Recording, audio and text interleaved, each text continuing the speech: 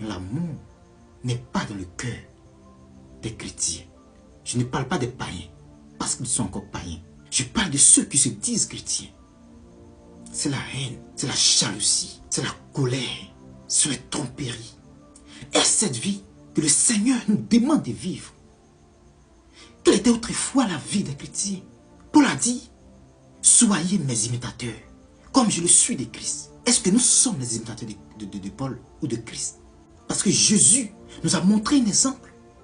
Et cet exemple, c'est l'obéissance à la parole de Dieu. Il a dit, il a été tenté en toutes choses sans commettre de péché. Et il a été obéissant jusqu'à la mort. C'est le chemin que le Seigneur veut que nous prenions. C'est un exemple qu'il nous a montré. Pour dire que l'obéissance est la clé pour notre vie chrétienne.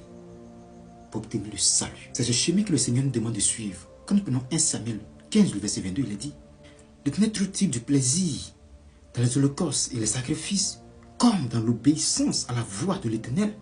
Voici, l'obéissance vaut mieux que les sacrifices. Et l'observation de sa parole vaut mieux que la graisse des brebis. Les sacrifices nous faisons pour démontrer à Dieu, pour prouver à Dieu que nous l'aimions. Nous suivons notre voie. Nous voulons pas oublier la parole de Dieu. Ça, ce n'est pas de l'amour, bien-aimé.